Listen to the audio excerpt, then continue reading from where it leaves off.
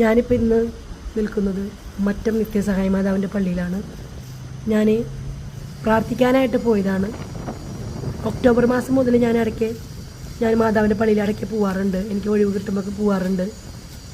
ഞാൻ അവിടെ പോയതുകൊണ്ട് എനിക്ക് എൻ്റെ ഉദ്ദിഷ്ടകാര്യം സാധിച്ചു തന്ന മാതാവിൻ്റെ അടുത്തേക്ക് ഞാൻ ഓടിച്ചെന്നതാണ്. അപ്പോൾ അവിടെ ഒരുപാട് നല്ല വർണ്ണശബളമായ കടലാസ് പൂവിൻ്റെ ശേഖരം തന്നെ കണ്ടു. എന്ത് രസമായിട്ടാണ് അവരത് സെറ്റ് ചെയ്തിരിക്കുന്നത്. ഇതെല്ലാം സ്പോൺസേഴ്സാണ് ചെയ്തിട്ടുള്ളത്, സ്പോൺസർമാരാണ് ഇത് ചെയ്തിട്ടുള്ളത്. അപ്പോൾ അത് ക്ലീൻ ചെയ്യാനും വൃത്തിയാക്കാനും അവിടെ ഒരു ചേച്ചി ഉണ്ടായിരുന്നു.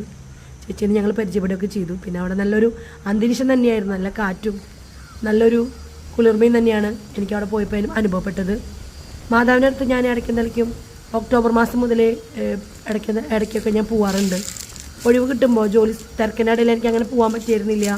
ഇപ്പോൾ കുറച്ച് നാളായിട്ട് ഞാൻ എൻ്റെ അത്യാവശ്യ കാര്യത്തിന് വേണ്ടി, നമുക്ക് വേദനകൾ വരുമ്പോഴാണ് നമ്മൾ ദൈവത്തെ സത്യമായിട്ടും നമ്മൾ മുറുകെ പിടിക്കുക.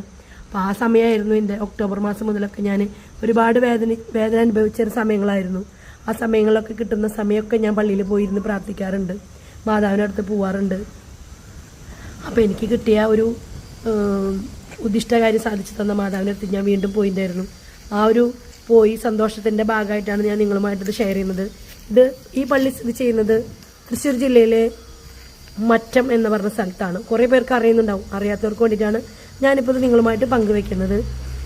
അപ്പോൾ ഇനിയും ഞാൻ എന്നെ കൊണ്ട് പറ്റാവുന്ന രീതിയിൽ ഞാൻ വീണ്ടും അവിടെ മാതാവിൻ്റെ അടുത്ത് പോകുന്നതായിരിക്കും.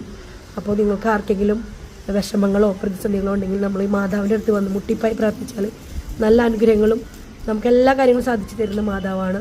നമുക്ക് വിളിച്ചാൽ ഉത്തരം തരുന്ന മാതാവാണ്. അപ്പോൾ ആ മാതാവിൻ്റെ അടുത്താണ് ഞാൻ പോയിട്ടുള്ളത്. ആ ഒരു വിശേഷങ്ങളാണ് നിങ്ങളുമായിട്ട് ഞാൻ പങ്കുവെച്ചത്.